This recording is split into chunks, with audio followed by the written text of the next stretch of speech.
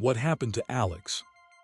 In 2013, a mysterious post on 4chan dropped coordinates to an abandoned warehouse in Tennessee. A user named TQ8 claimed there was a prize waiting for those brave enough to check it out. Sounds harmless, right? But this wasn't just another scary internet prank.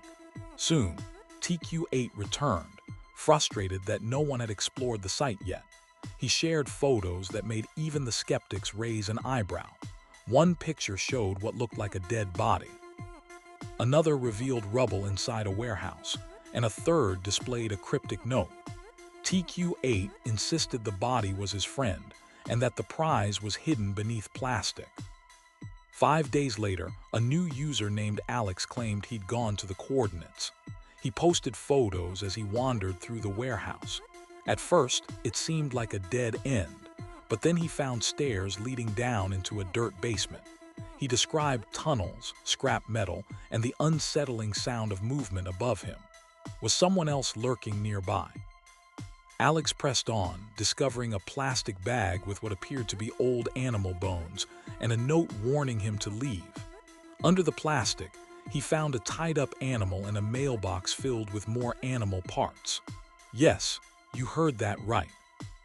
As he documented his descent into this bizarre underworld, he attempted to escape through what he thought was a window, but it turned out to be a vent. He posted a panicked message about turning back and then silence. Alex never posted again. The plot thickened when users recalled Alex's earlier post about meeting a strange man at Walmart who asked if he used 4chan. When Alex confirmed, the man told him to meet behind the store at 11 p.m. Guess what? The Walmart was right next to the warehouses. It was almost certain that this mysterious man was TQ8 himself. Then, in a shocking twist, TQ8 resurfaced and claimed Alex was alive. He promised to prove it with a time-stamped photo, but only if users solved a puzzle. He shared an eerie sound clip and a message in Icelandic.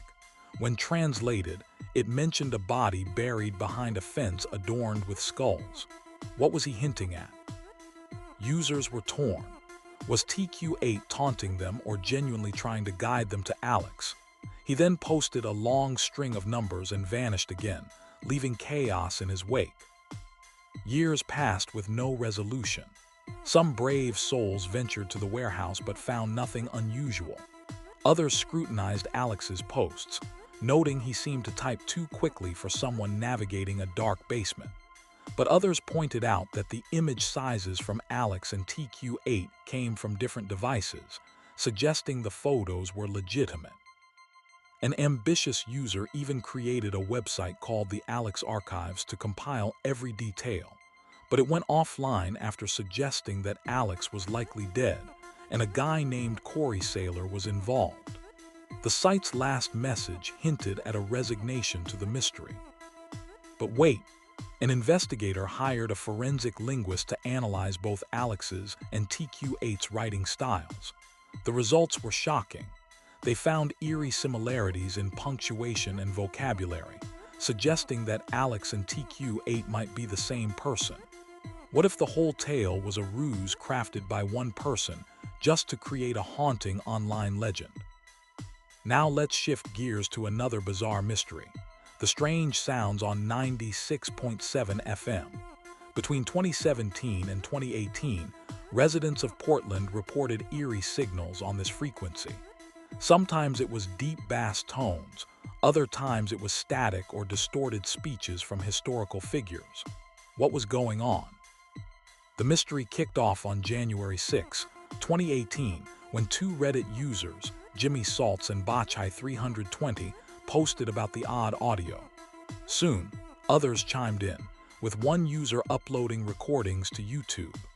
They discovered the station identified itself as KZRY-LP Portland. Curiously, the station belonged to a nonprofit called the Community Alliance of Tenants, who had held the license for years.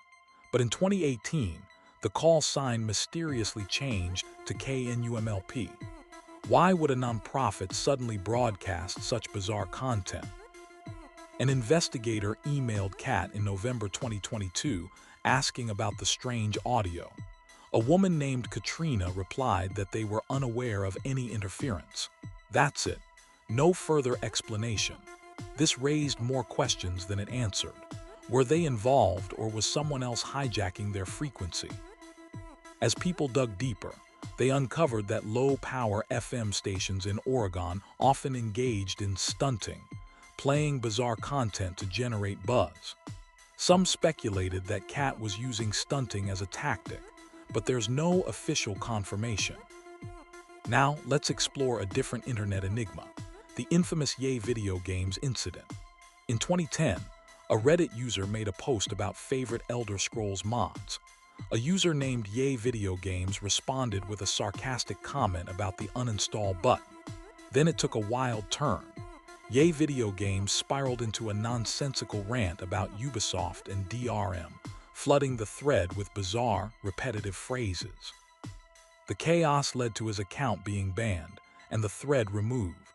For years, it puzzled Redditors until a user named Soul, legit HS, found connections to hidden subreddits.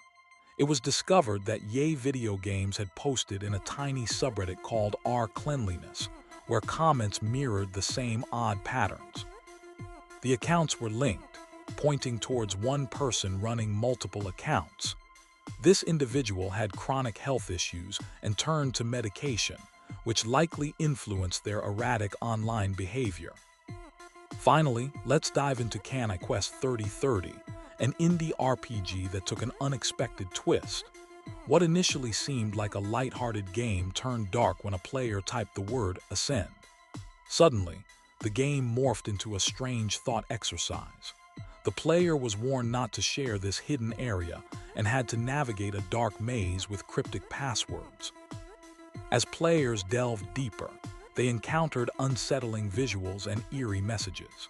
The game hinted at a possible connection to a real cult or belief system called Ascensionism, which theorized about the nature of souls and reincarnation. Investigators discovered links between Kanye Quest and various Ascension-themed websites, all tied to a mysterious figure named Nick Lyons. The game's original page vanished, leaving players to wonder if it was a recruitment tool for something sinister. These tales of online mysteries raise more questions than answers. What really happened to Alex?